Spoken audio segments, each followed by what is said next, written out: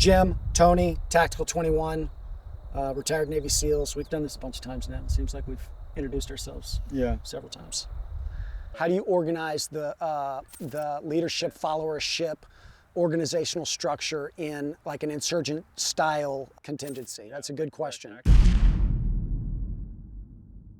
I think part of it, like obviously, you're going to start with your community, like your neighborhood, right? And if you're known for having a lot of weapons, automatically people are going to come to you for information and help, and they're going to expect you, like if you have the survival gear, you have the weapons, you have the training, they're going to look to you for leadership right off the bat because they may not have that. Yeah, and I think in our culture, at least Western culture, you would see us try to, if everything broke down, let's say everything broke down, you would see us formulate smaller pockets of the same kind of civilian-led organizational culture that we have now. I think, maybe, but who knows? So like even in your smaller communities, we have elected sheriffs, we have elected, county members. And so we do have a local community structure. It's not, and honestly, this is how we're supposed to lead our nation from the bottom up. That's how it's designed constitutionally in a republic. So ultimately, we already have the structure in our founding documents to do exactly what you're talking about.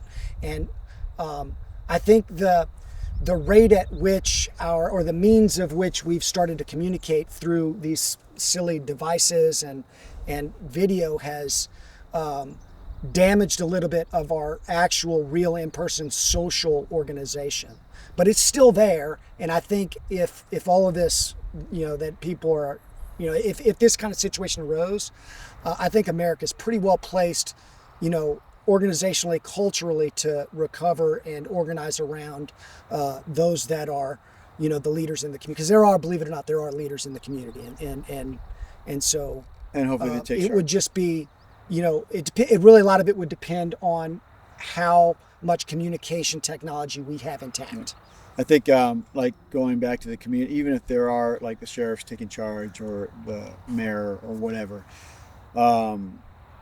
it's going to come back down to you and your community still, your neighborhood, right? So if my neighborhood is like 3 miles from his neighborhood, it's super important that we communicate, that we're on the same page. Because what happens, what I could see what happens is these small communities start competing against each other, right? Even if you do have that leadership role in the bigger community that's already in your state, in your city, in your county. So you don't want to be competing against each other like we're the enemies, right? You want to like join, like we have these pockets of... Like, Jim, you're going to grow corn, I'm going to grow something else, and we're going to collaborate and make sure that we have the resources collectively that we need. To have a bigger community that's all working together. Yeah. Like I may not have certain things that he has, and we could trade, barter, and that's how we sustained for a while. And leadership's going to percolate up. So usually the first people that are picked in leaders in our experience may not be the one that's the same. It's not going to be the same leader 6 months later.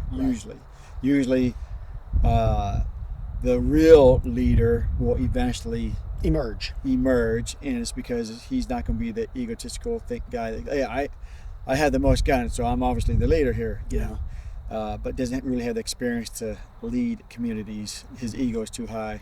That person will eventually fade away, and the real leadership will pop up. And it's just a natural process. You just got to be a little bit patient. But in the meantime, the communication thing is key.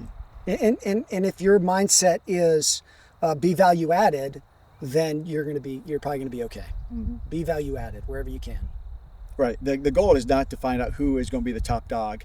Yep. And there's nothing else between the top dog and the bottom, right? Yeah. There's all these things that need to get done in between that are almost more important than who's the top dog. Exactly. Right? Because I guarantee that one of those middle managers will eventually move up the right person, and they will not want that job.